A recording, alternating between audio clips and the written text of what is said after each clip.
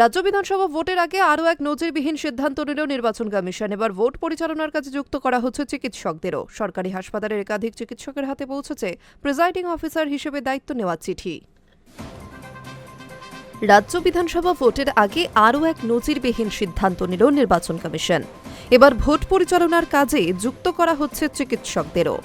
সরকারি হাসপাতালের একাধিক চিকিৎসকের হাতে পৌঁছেছে প্রিজাইডিং অফিসার হিসেবে দায়িত্ব নেওয়ার চিঠি। একই সঙ্গে স্পষ্ট করে দেওয়া হয়েছে, দুর্নীতির অভিযোগে দোষী সাব্যস্ত বা চাকরি হারানো শিক্ষকদের কোনোভাবেই ভোটের কাজে ব্যবহার করা যাবে না। এই সিদ্ধান্ত ঘিরে ইতিমধ্যেই নানা মহলে প্রশ্ন উঠতে শুরু করেছে। সরকারি হাসপাতালগুলিতে এমনিতেই রোগীর চাপ অত্যন্ত বেশি, বহু জায়গায় চিকিৎসক ঘাটতির অভিযোগও রয়েছে। তার মধ্যে ভোটের দায়িত্ব পড়লে পরিষেবা ব্যাহত হওয়ার আশঙ্কা প্রবল বলেই মনে করছেন অনেকেই। যদিও কমিশনের দাবি, এই দায়িত্ব বন্টন সংশ্লিষ্ট আধিকারিকদের মাধ্যমে নির্দিষ্ট নিয়ম মেনেই করা হয়েছে। অন্যদিকে বাস্তবে দেখা গিয়েছে, কিছু ক্ষেত্রে চাকরিহারা শিক্ষকদের নামেও ভোটের ডিউটির নির্দেশ গিয়েছে। এই প্রসঙ্গে কমিশনের ব্যাখ্যা, পুরনো তথ্য ভাণ্ডারের ভিত্তিতেই এমন ভুল হয়েছে, তবে দ্রুত সেই তালিকা সংশোধন করা হচ্ছে বলেও জানানো হয়েছে।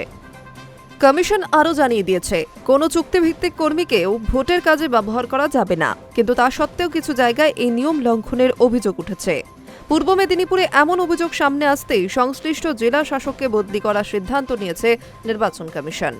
এদিকে আরামবাগের প্রফুল্লচন্দ্র সেন সরকারি চিকিৎসা মহাবিদ্যালয় হাসপাতালে একসঙ্গে ৪৯ জন চিকিৎসককে ভোটের কাজে যোগ দেওয়ার নির্দেশ পাঠানো হয়েছে। সহকারী অধ্যাপক সহ বিভিন্ন বিভাগের চিকিৎসকদের এই দায়িত্ব দেওয়া হচ্ছে বলেই জানা যাচ্ছে। সব মিলিয়ে ভোটের আগে প্রশাসনিক প্রস্তুতিতে কমিশনের একের পর এক সিদ্ধান্ত ঘিরে তৈরি হচ্ছে নতুন বিতর্ক।